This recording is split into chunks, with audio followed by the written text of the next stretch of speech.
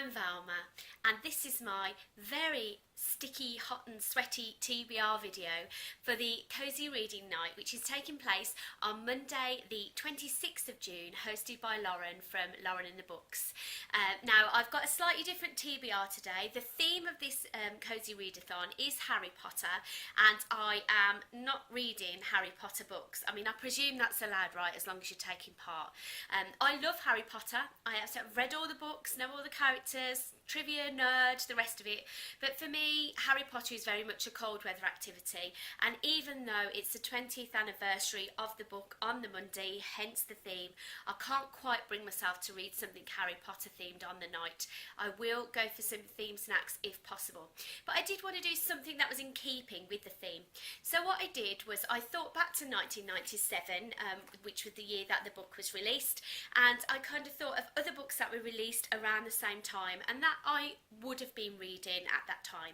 So 1997, I was 20 years old, about to turn 21, so it was quite a momentous year, both personally and professionally. 1997 saw New Labour sweep to victory, and everybody loved Tony Blair in those days. It's kind of difficult to imagine now, but it was my first general election, and there was a lot of that kind of election fever that I don't really think we've seen until this year, so that was kind of a nice trip down memory lane in a way. It was also the year Princess Diana died, and I remember hearing about that. That's kind of one of those moments, isn't it, like the Twin Towers, that you kind of always remember where you were when you heard. So that was a big event in 2007. I turned 21. I had my heart broken for the first time in 1997. So yeah, and I moved into my final year at university and also into the biggest house share that I lived in. So it was a year of real highs and lows and a good reading year. So as well as Harry Potter, quite a few well-known books were released, and I'm going to talk about the two that I'm reading on Cozy Reading Night, but also another two sort of honourable mentions for anybody who wants to play along and is not quite in the mood for Harry Potter. The books I've chosen were released in either 96 or 97 because I thought there was a fair chance that I would have been reading them in 1997. My reading habits have changed so much since those days. You can't quite imagine, for those of you who are maybe under 30, what reading was like in a pre-digital world. It was very hard for us to hear about books, so you either read classics or kind of what was available at the time, and that's definitely reflected, I think, in one or two of my choices, which I wouldn't necessarily have chosen today, or will be revealed. The first book I'm going to talk about is an absolute cult classic, and it's one that I've started reading in anticipation for next Monday because I'd kind of like to finish it off on the night, and it is The Beach by Alex Garland. I haven't even got my copy here. I think I may have left it on my desk at work, but for those of you who haven't read the book, you're probably familiar with the film, which was released a couple of years afterwards, which starred Leonardo DiCaprio. To my mind, the film doesn't do justice to the book, which is a wonderfully kind of dark, satirical look on the Western culture in tourism and the backpacker thing that was so massive in the late 90s. It's a book about young people, ostensibly for young people, and I'm really pleased I read it for the first time in 97, although I'm happy to revisit it now. The central character is a guy called Richard, not done justice by Leo in the film, by the way, who's a kind of real sardonic, selfish, self-possessed stoner traveller guy who's out in Thailand and hears about a mysterious beach which is apparently off the tourist track. And in those days, kind of, Thailand was the mecca, it still is for a lot of backpackers, and people are still looking for a corner of the globe that is untouched and unspoilt by tourism. So Richard hears about this mythical beach. It starts off in a fairly kind of classic thriller-esque way. There is a murder, which is how Richard comes to hear about the beach, and he sets off with a couple of his friends to find it. Find it he does, and there is a kind of camp already set up there. It has been compared to Conrad's Heart of Darkness. To me, there is something more than a little Lord of the Flies about it, as we learn about the different characters and the power struggles between them. But it has a real touch of the surreal about it. It's almost just a little bit off kilter, as if you're reading it whilst stoned or whilst drunk. and I was drunk for a lot of the 90s, so I think that might be one of the reasons I enjoyed it so much. I'm really enjoying it second time around. If it's one that's passed you by and you like kind of unusual cult classics, which is what it is, please pick it up. And if you have read it, talk to me underneath, because I feel like it's a book nobody's really talked about for a very long time. The second book I'm going to read, I mentioned in passing in one of my videos a while ago when I talked about why I don't keep books. And I mentioned it because although I wasn't planning to read it again, I saw a copy of it in a charity shop and it was sat on the shelf looking all virginal with a smooth spine. It's obviously never been read and I felt so sorry for it, I had to bring it home. It is Rachel's Holiday by Marian.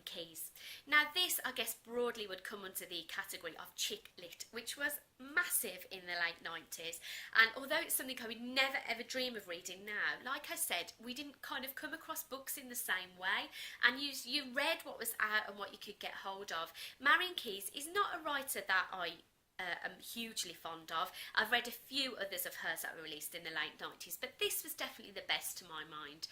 I've only seen Marian mentioned on Olivia Pope's channel. I know that she's got a couple of hers, but she's very kind of classic chick lit, with a lot of her stories dealing with the same family from Dublin. It's a gang of sisters, and a few of the books are about different sisters. So this is about one of those sisters who's called Lucy Costello, but it varies from the standard boy meets girl, boy loses girl, girl does lots of shopping type nonsense, in that we've got Rachel parties really hard and has a cocaine and drug problem and goes into rehab, which is kind of like an edgier, darker take on the chick lit narrative. Whilst in rehab, yes, she does meet a boy and she does lose a boy, and we do have that regular stuff going on, but I do remember enjoying this. And plus, look at the cover. Have you ever seen a more 90s pair of shoes?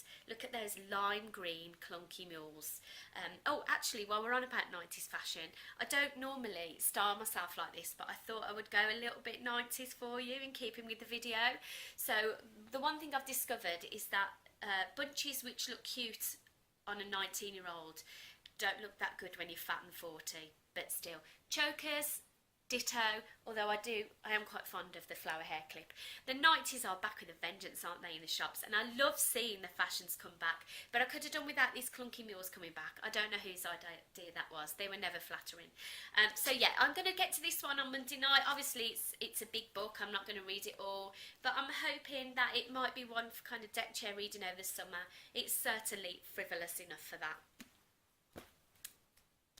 The other two I've got to mention, I think are 1996 releases, but one of them is Bridget Jones's Diary. So this is something that enjoyed something of a revival last year on its 20-year anniversary, but it was a real kind of, I want to use the word seminal. That sounds very serious for what I'm describing, but it was a really important book for me when I was kind of 19, 20.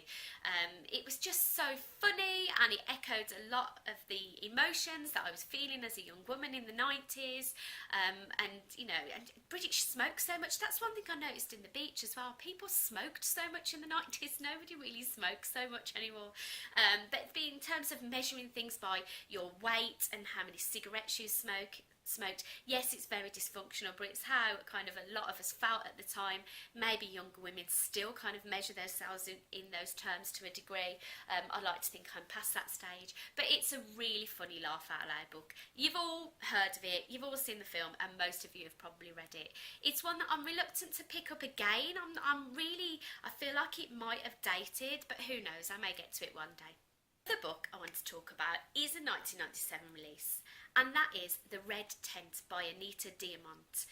This is a historical fiction novel, and it is focused on the story of Dinah from the Bible. Dinah was the daughter of Jacob and the sister of Joseph, he with the amazing Technicolor Dreamcoat. And like a lot of women in the Bible, her story is not as well publicised as the male characters. Now, I'm not a practicing Christian, I'm not well read in the Bible, but this story really, really captured my attention. There has been a TV series, a made-for-Netflix job done in the last year. Please don't watch it. It's absolute trash. Please read the book. The story of Dinah is fascinating. She becomes a midwife inspired by her mother Rachel, who was one of Jacob's 4 wives who struggled to conceive her own children, but really came into her own delivering other people's babies. And Dinah also shares that skill.